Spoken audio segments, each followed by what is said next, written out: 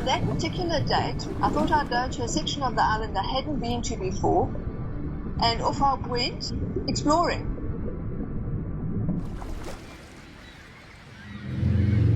I saw something glinting. That's how I found it, that's how I saw it. And I was absolutely gobsmacked at my find. Couldn't believe it.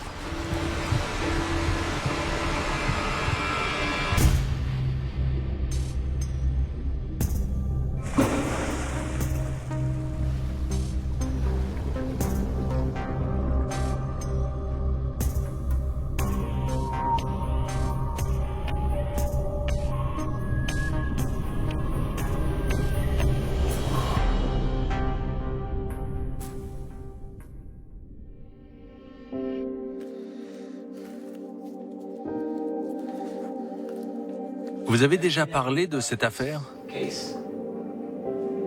Non. Ça fait 40 ans que je veux parler de ce qui s'est passé. Alors, je suis ravi que quelqu'un s'y intéresse.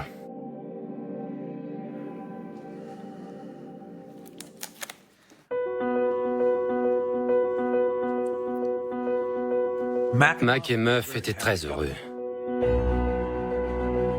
Ils se sont mariés et pendant 6 ans, ils ont fait le tour du monde en bateau. Ils pouvaient se le permettre. Mac avait un bateau et ils s'aimaient. Ils ont fait une lune de miel de 6 ans en quelque sorte. Mac se concentrait sur la navigation et les itinéraires. Et Muff se chargeait de la partie administrative et de l'entretien. Ils vivaient toutes sortes d'aventures et rencontraient des gens de tous horizons. Ils étaient réellement faits l'un pour l'autre.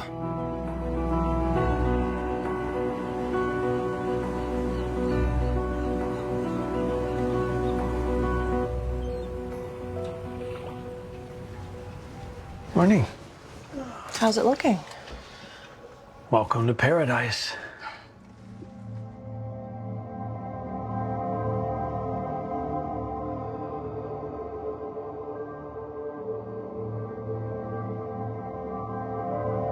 Okay, so thinking 10 days at sea. Peu de gens décident d'aller sur l'atoll Palmyra pour y séjourner. En général, ils y font simplement escale lorsqu'ils traversent le Pacifique. Jusqu'aux années 30, Palmyra était l'atoll le plus préservé du Pacifique. Puis la marine américaine a décidé d'en faire une base militaire pour protéger Pearl Harbor. C'était un endroit très mystérieux parce que peu de gens s'y arrêtaient pour le visiter. C'est justement pour ça que Mac s'y est intéressé. C'était un aventurier dans l'âme. Il pensait sûrement découvrir un territoire inconnu. So how long will we be out there? 6 months? Mac et Muff étaient en mer la plupart du temps. Alors quand ils venaient nous voir, c'est parce qu'ils étaient de passage sur la terre ferme. Bishop takes night. Il y a une période, quand j'avais autour de 12 ans, où je jouais souvent aux échecs avec mon oncle. Il était fort. Checkmate. J'arrivais à le battre de temps en temps. Mais je ne sais pas s'il me laissait gagner pour m'encourager ou s'il perdait réellement. Best 2 out of 3? Je le vénérais. Je le trouvais fascinant. C'était un oncle fabuleux.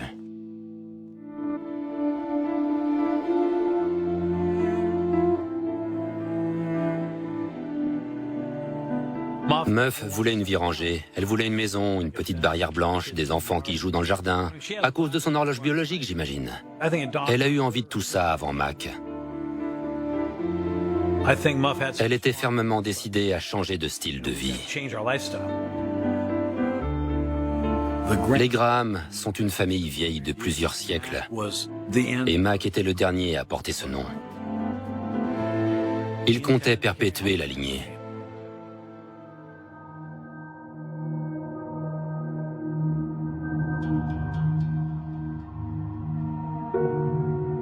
Ils se sont souvenus qu'ils n'étaient pas éternels, et ils ont voulu se fixer, se créer des racines.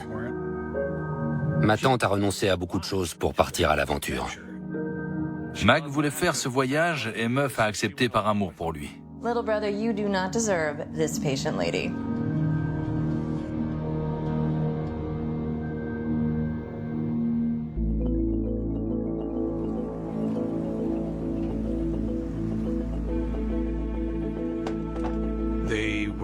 Le moins qu'on puisse dire, c'est qu'ils étaient très bien équipés. Ils avaient des nappes, de la porcelaine, de l'argenterie et même des instruments dentaires pour les soins d'urgence. Au bout de 6 ans, on a une bonne idée de ce qu'il faut emmener.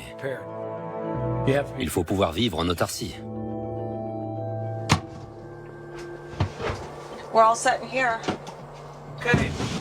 Let's cast off then. Ils prenaient soin l'un de l'autre. Et ils avaient déjà prouvé qu'avec un peu d'organisation, rien n'était impossible. Ils avaient prévu d'aller à Palmyra, et ils allaient y passer de très bons moments. Ma mère n'a jamais douté de Mac. Et ne s'inquiétait pas pour lui. Ils allaient partir en mer, puis revenir. Et ils ont failli y arriver.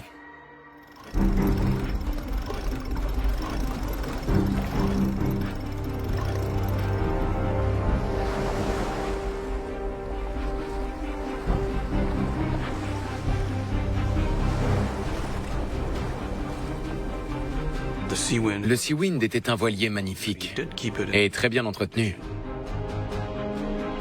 On ne pouvait qu'être jaloux en le voyant. Tous les autres bateaux avaient l'air de vieux rafiots à côté de lui. On le remarquait comme on remarque une voiture flambant neuve. Comme si une Bentley roulait parmi des Ford.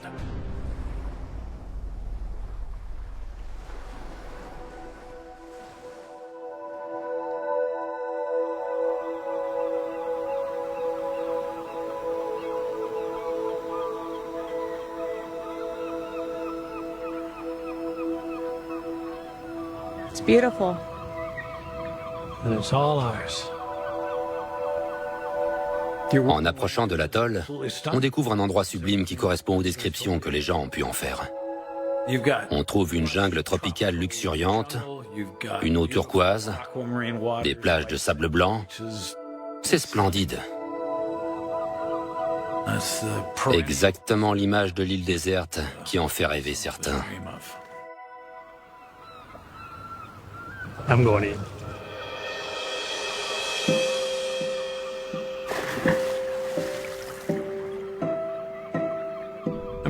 Après plusieurs mois de préparatifs méticuleux et d'économie,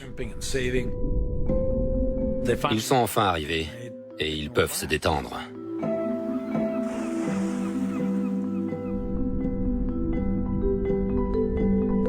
Ils sont près d'une magnifique île émeraude perdue au beau milieu de l'océan Pacifique. Le ciel est bleu azur. La vie dont tout le monde rêve, ils la vivent.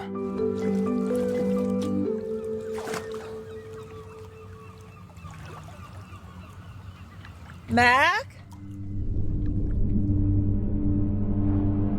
Mac!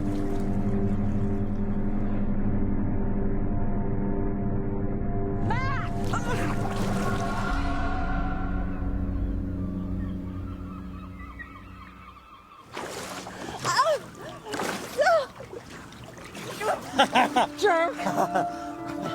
On ne peut pas faire plus isolé dans le Pacifique Sud que Palmyra. Tout ce qu'ils peuvent y faire, c'est chasser, explorer, pêcher, s'amuser. C'est un cadre idyllique, un vrai paradis.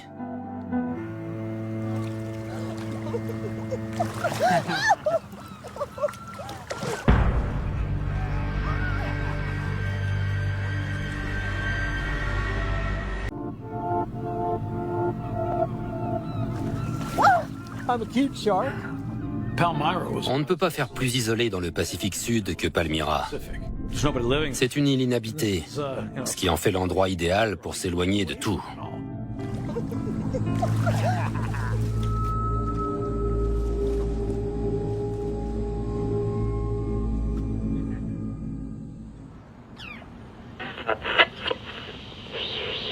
Kilo 4 November Uniform India, come in.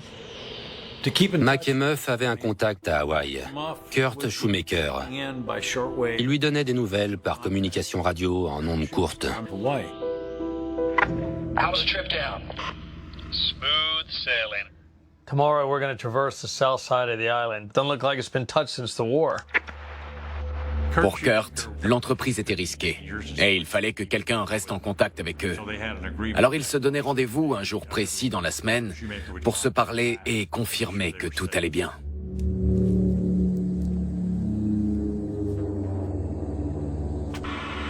Hey, listen, watch your six out there and take care of Muff.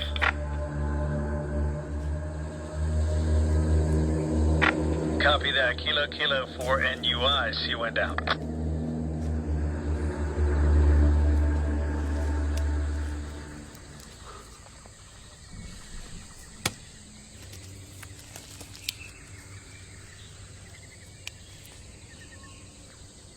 Mac?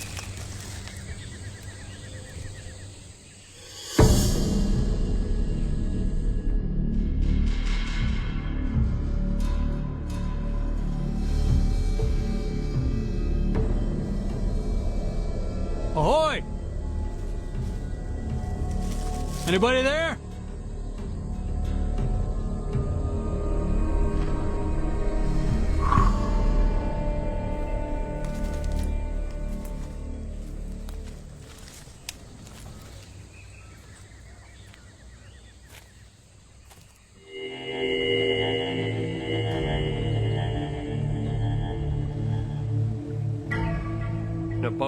Ils ont découvert un bateau qu'on aurait pu qualifier de barque.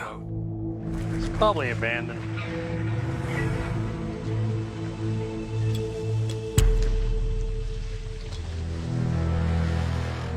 Can I bomb one? Ils devaient savoir qu'ils rencontreraient des gens là où ils faisaient escale. Mais ils s'attendaient tout de même à être seuls de temps en temps. Mac considérait probablement que Palmyra était à lui. Il voyait l'île comme son territoire, en quelque sorte.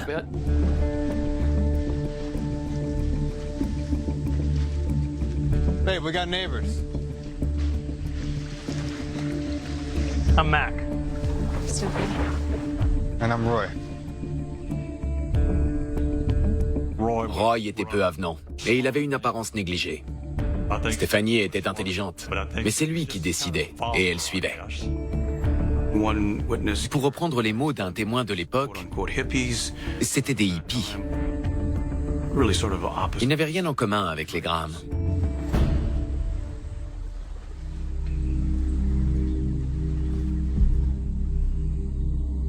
Tu as été assez stupide pour me passer ton paquet de cigarettes.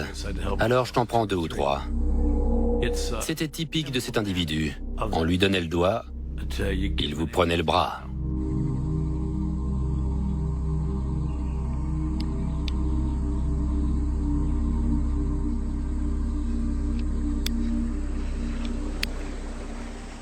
At your boat? She's a looker, huh? L'Iola avait l'air d'une épave prête à s'échouer. Le moteur était cassé. Réussir à atteindre Palmyra depuis Hawaï à bord d'un bateau qui n'est pas fait pour la haute mer, ça tient du miracle. Ils ont mis 19 ou 20 jours à faire une traversée qui en prend 10 ou 12 en temps normal. You guys been here a long time? Few days. Yeah. Come on by later. We'll feed you dinner. À chaque escale, Mac et Muff recevaient des gens sur le bateau. Et ils étaient invités. C'est courant dans le milieu. Ne pas les avoir invités, ça serait revenu à les insulter. Look like you could use a meal. Mac était quelqu'un de sympa, mais il était arrogant. Et il ne faisait rien pour le cacher.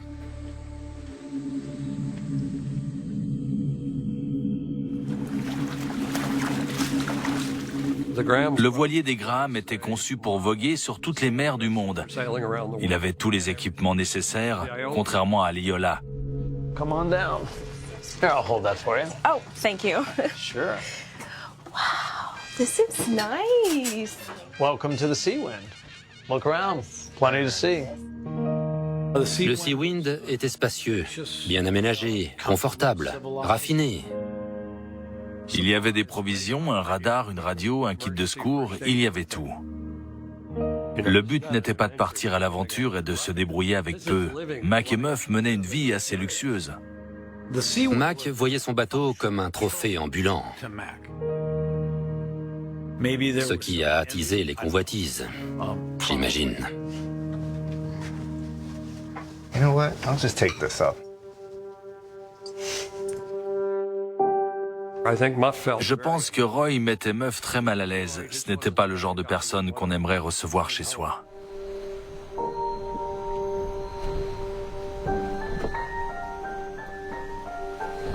Stephanie était une Californienne typique et elle savait se faire passer pour une femme sympathique et ouverte d'esprit.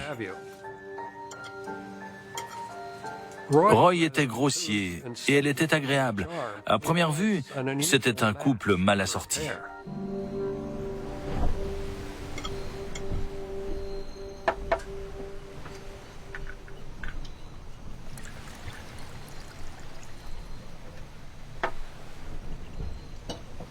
So, what brings you to Palmyra? We thought we'd get away from civilization a little. Yeah. Live off the land. Roy et Stephanie avaient annoncé leur intention de vivre de ce que la nature leur offrait. Mais c'est quelque chose d'impossible à accomplir à Palmyra, à moins d'avoir beaucoup d'expérience dans ce domaine. Mon oncle et ma tante ont dû comprendre tout de suite qu'ils n'avaient pas les compétences nécessaires. Mais ils ne pouvaient pas être aussi directs. C'était clair et net pour eux, mais pas pour Roy et Stephanie. How long you plan to do that? About a year. What about you guys? About the same, about a year. Yeah, at least. Les Graham s'attendaient à voir Roy et Stephanie partir quelques jours plus tard, ce qui leur aurait permis d'être seuls sur l'île. Is that okay with you? It's just fine.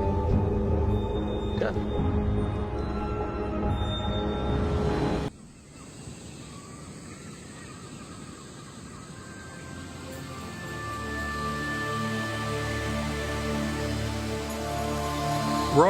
Roy et Stephanie pensaient pouvoir se nourrir grâce à ce qu'ils faisaient pousser. Mais l'île ne réunissait aucune des conditions nécessaires pour y arriver. Ils voulaient faire pousser des légumes à partir de graines, mais elles étaient toutes mangées par les rats et les crabes de l'île.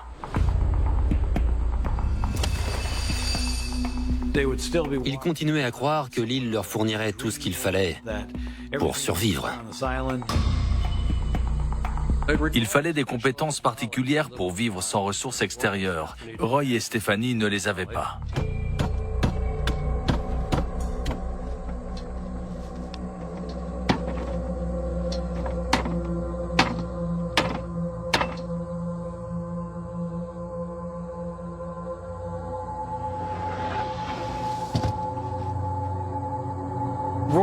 Ils n'étaient pas conscients de la nécessité de se rationner.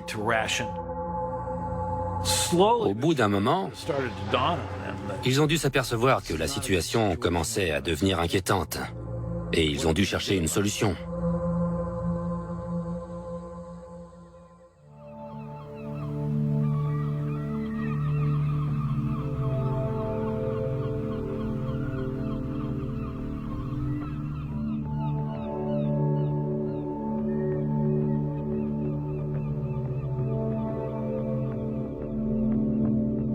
Beaucoup de navigateurs font escale à Palmyra lorsqu'ils vont en Australie ou en Nouvelle-Zélande depuis Hawaï.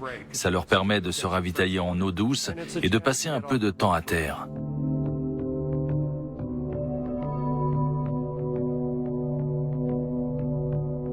J'ai rencontré Norm dans la ville d'Hilo à Hawaï. Il déménageait en Australie et je lui ai proposé d'intégrer l'équipage. Il voulait aller à Palmyra.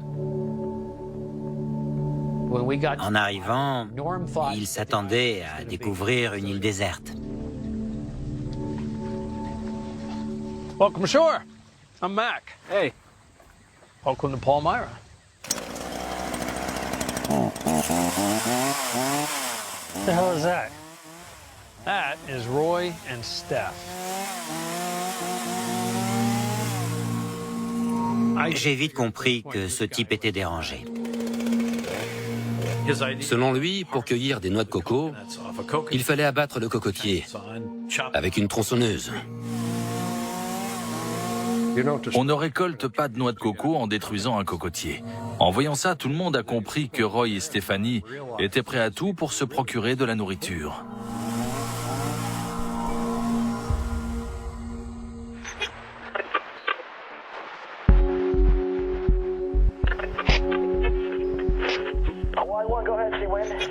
Hey, Kurt, good to hear you. Il racontait à Kurt tout ce qui se passait sur l'île. One couple giving us a little bit of flack. Guys sawing trees down with a chainsaw. Je ne sais pas si Mac avait déjà eu affaire à des individus de ce genre. Vous pouvez dire à votre ami qui est à 1930 km que vous êtes tombé sur des gens bizarres. Mais il ne pourra rien pour vous.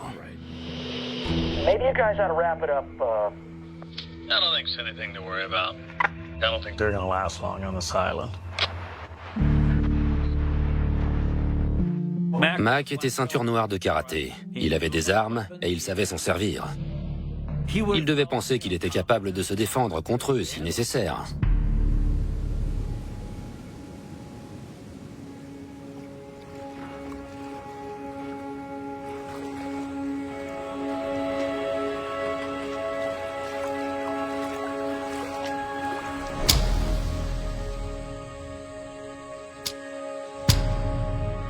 Ce qui était en train de se jouer, c'est que d'un côté, il y avait un groupe qui avait beaucoup de ressources et de l'autre, un groupe qui mourait de faim. Et le second groupe, qui avait très peu à perdre, risquait de s'en prendre au premier. Roy et Stephanie avaient un projet qui n'était pas réaliste. Ils étaient complètement dépassés. Et ils allaient se retrouver dans une situation désespérée. Ils devaient prendre des mesures drastiques pour faire changer les choses. On n'imagine pas les atrocités dont les gens sont capables. Roy avait un pistolet, un calibre 22. Mais on peut tuer quelqu'un avec une arme de ce type. Je pense qu'à ce moment-là, Roy avait dépassé le stade du désespoir et qu'il avait élaboré un plan. Dès qu'un conflit oppose des personnes civilisées à des gens sans foi ni loi, les seconds gagnent parce que, contrairement aux premiers, ils sont prêts à tuer sans hésiter.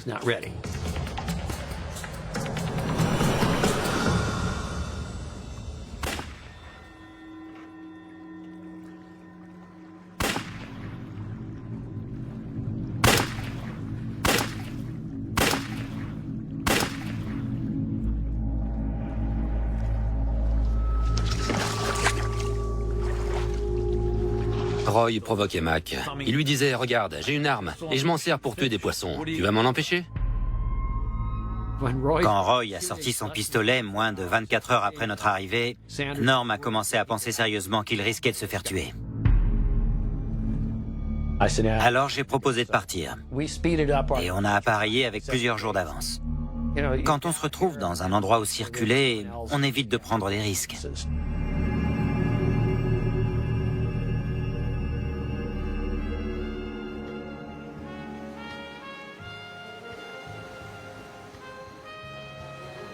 Are you sure you guys have to leave tomorrow? Yeah. I think you guys should leave too. Now, why would we do that? He's a dangerous guy.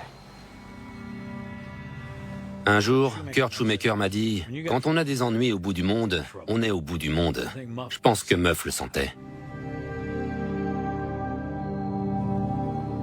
La situation était critique. Et elle ne faisait qu'empirer. On avait un très mauvais pressentiment.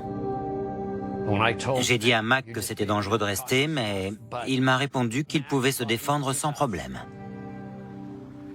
Is that dangerous enough for you? Il était tellement sûr de pouvoir tout affronter qu'il était prêt à risquer la sécurité de sa femme, et ça, je n'ai jamais pu le comprendre. Muff n'arrêtait pas de dire « Ils me font peur. Si seulement on pouvait partir. Tout ce que je veux, c'est m'en aller. » Mais comme dans beaucoup de couples des années 70, quand le mari décidait, il s'attendait à ce que sa femme le suive.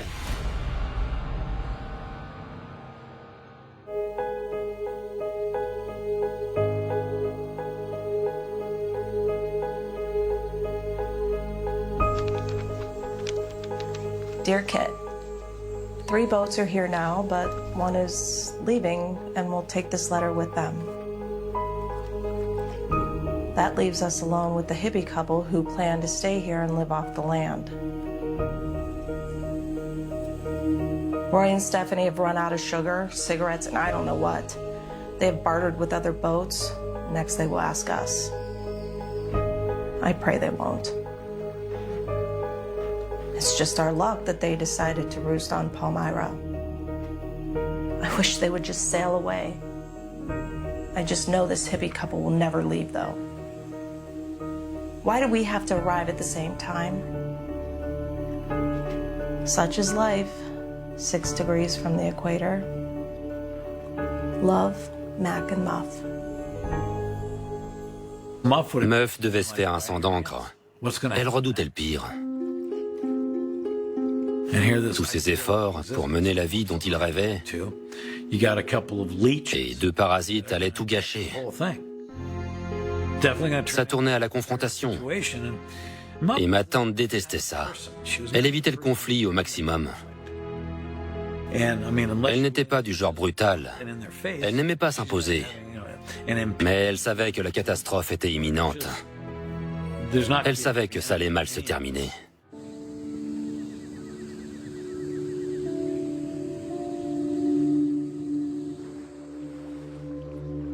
Mac et Muff sont venus nous dire au revoir au moment où je quittais Palmyra avec Norm. Elle a dû nous regarder partir et sentir le peu d'espoir qu'il lui restait s'envoler. De toute évidence, peu de bateaux allaient s'arrêter à Palmyra. Mac et Muff étaient seuls avec Roy et Stephanie. Et Muff savait qu'après notre départ, ils seraient encore plus vulnérables.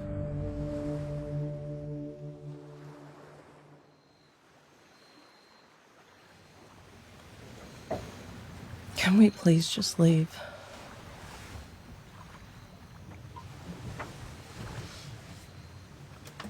There's nothing to worry about.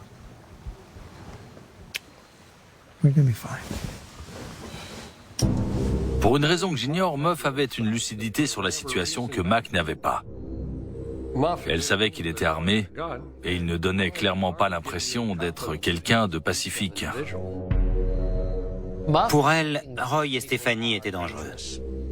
Elle s'attendait à ce qu'ils les tuent pour prendre leur bateau et ça la terrifiait. Elle avait eu une prémonition, elle savait que ça arriverait. Elle en faisait des cauchemars toutes les nuits.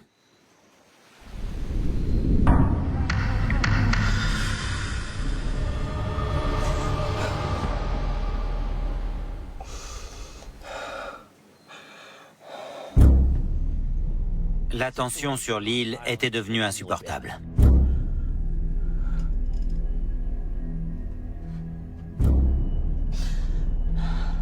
L'idée qu'ils allaient se faire tuer était devenue une obsession.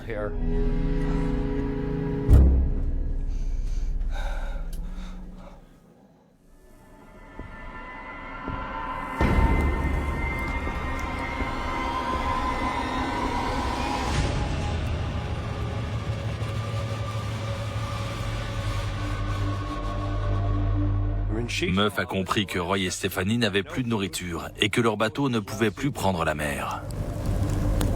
Le seul moyen qu'ils avaient de quitter l'île, c'était sur un autre bateau. Qu'est-ce qu'on peut en conclure ?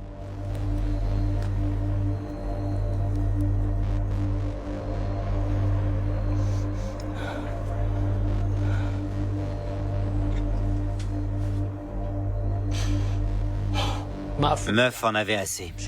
Elle voulait rentrer à San Diego, mener une vie tranquille. Elle voulait partir le plus vite possible.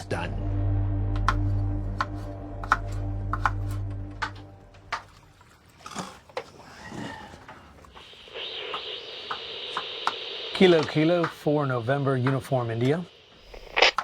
Hawaii 1, go ahead, Sea Wind. Hey, Kurt, good to hear from you. Listen, make sure you, Hold on, Kurt. Mac parlait à Kurt Shoemaker, comme prévu, lorsqu'ils ont été interrompus par quelqu'un qui s'approchait du bateau. Il n'a pas identifié le visiteur. Mais selon Kurt, il amenait un gâteau, peut-être en signe de trêve.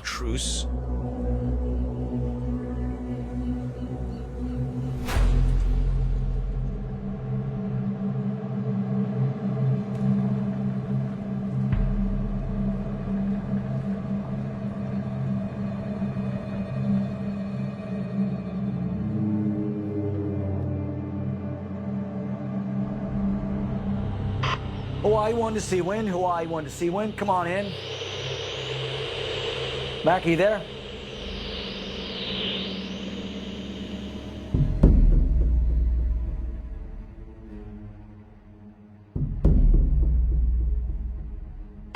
Mac, Muff, pick up, please. Kurt a appelé plusieurs fois, mais ça n'a jamais abouti. Mac Graham était très ponctuel. Il n'a jamais été en retard à un rendez-vous radio. Et il n'en a jamais raté.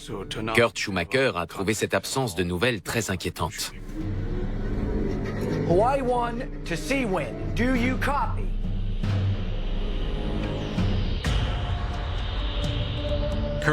Kurt a contacté un ami qui avait un avion à environ 320 km de là.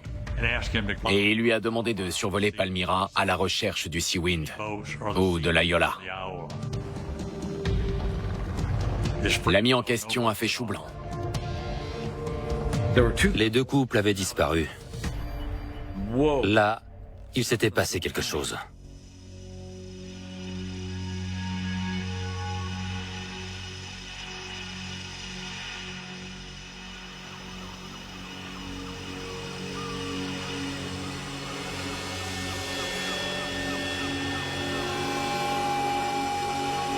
Puis le Seawind est réapparu. Ça ne pouvait pas être vrai.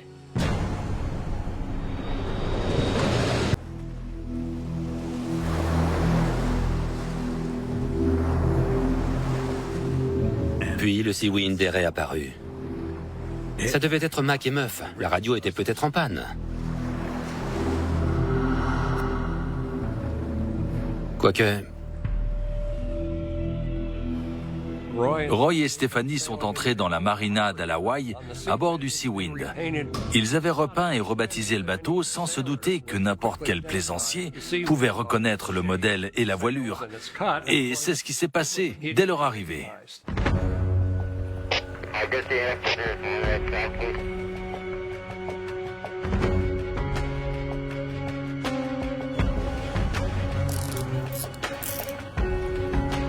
Au cours de la fouille du Seawind, le FBI a trouvé un chalumeau et une arme à feu.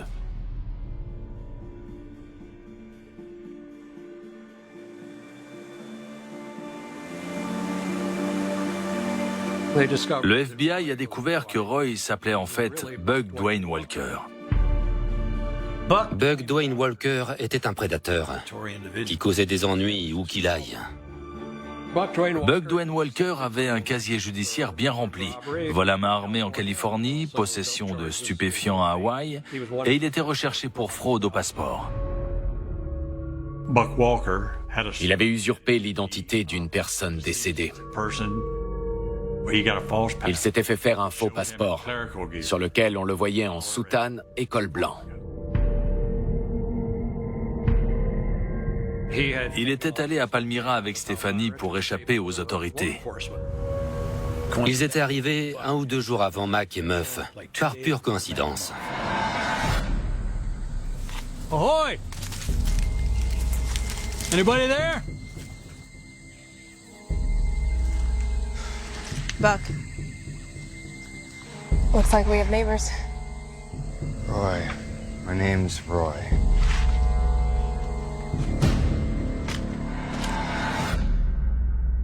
Buck Walker et Stephanie Stearns ont fait mine d'ignorer ce qui était arrivé aux Graham. D'après Stephanie, Mac et Muff les ont invités sur leur bateau. Les Graham sont allés pêcher le dîner Mais quand Buck et Stephanie sont arrivés, ils n'étaient pas encore revenus. C'est ce qu'elle a dit à la police. Apparemment, ils les ont cherchés partout et ils ont fini par retrouver leur canot de sauvetage renversé. Cette histoire est complètement absurde. D'après leur déposition, ils ne savaient pas quoi faire. Ils ont décidé de ramener le Seawind, alors ils ont entamé la traversée jusqu'à Honolulu.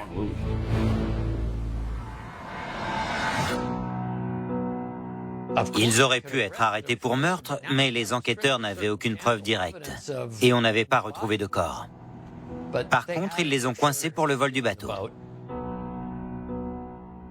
Ils ont été mis en examen pour le vol du bateau. Stephanie a pris 2 ans et Buck a écopé de 10 ans dans une prison fédérale. On s'est résigné et on a espéré que les enquêteurs retrouveraient les corps un jour.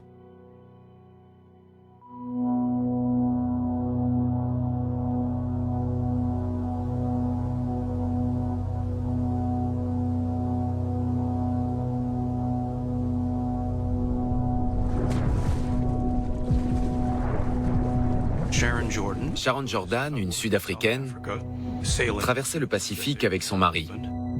Ils ont jeté l'ancre à Palmyra. Un jour, elle est partie explorer l'île et son regard a été attiré par un objet qui brillait au soleil. I saw something glinting. That's how I found it. That's how I saw it. And as I got closer, I saw that it was a skull in a draining pool of water.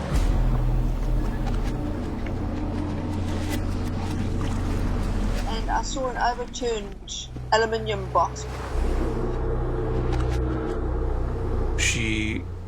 Près de la caisse, Sharon Jordan a trouvé d'autres ossements, ainsi qu'un câble qui aurait servi à fermer la boîte en aluminium.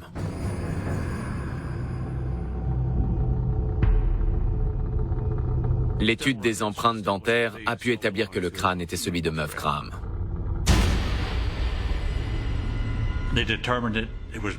Ils ont pu identifier le crâne grâce au dentiste de San Diego. Il avait posé une couronne à Muff Graham. Les empreintes du dossier médical correspondaient. Selon toute vraisemblance, Muff Graham n'avait pas pu entrer dans la caisse, à moins d'avoir les os brisés. Elle n'avait pas pu se glisser à l'intérieur toute seule.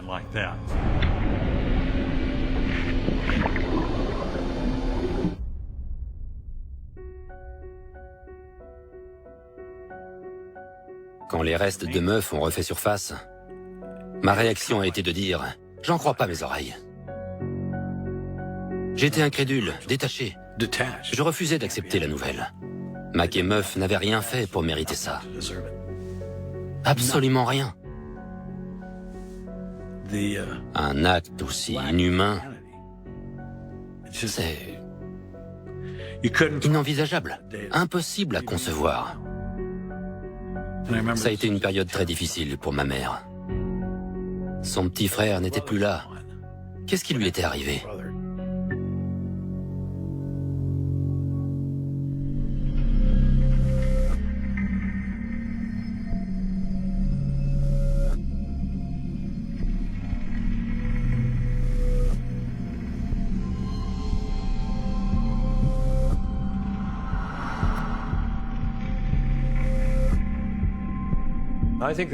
Je doute qu'on connaisse tous les détails de cette affaire un jour.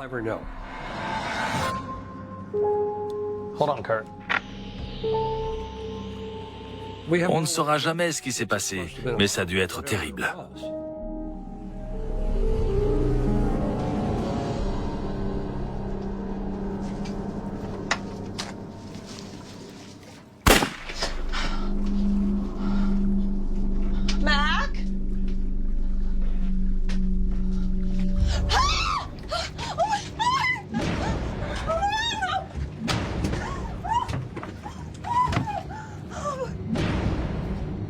Selon moi, il a torturé ma tante. Et il a fini par mettre fin à ses souffrances en lui tirant une balle dans la tempe avec son calibre 22. Le crâne présentait des traces de brûlure et un trou qui aurait pu être formé par une balle de calibre 22. Certains os étaient fracturés et on a pu observer des traces de couteau.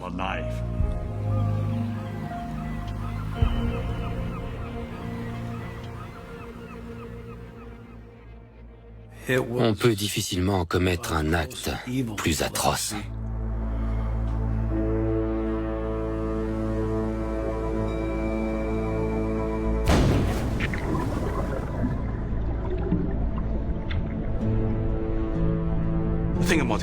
La caisse en aluminium appartenait à un petit bateau que l'Air Force avait utilisé pendant la guerre, puis abandonné. Il y avait 4 caisses à l'origine. 2 d'entre elles sont toujours à bord. Les 2 autres ont été emportées, et il y en a une qui a refait surface. Donc on pourrait en déduire que le 2e corps se trouve dans la dernière caisse. D'après les minutes du procès, Buck Walker a confié à un camarade de cellule qu'il avait neutralisé mon oncle avant de lui faire subir le supplice de la planche. Ça a dû être terrifiant. Il n'avait jamais été confronté à un monstre pareil.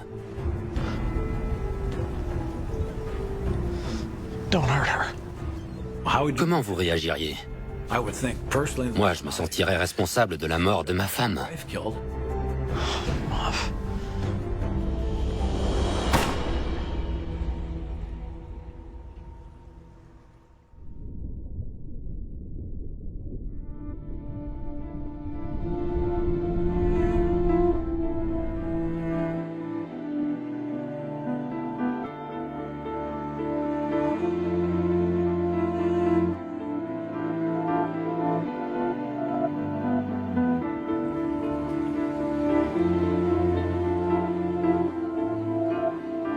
Je peux vous assurer que Buck Walker ne m'a jamais dit ce qui s'était passé à Palmyra. Ça reste un mystère, encore aujourd'hui.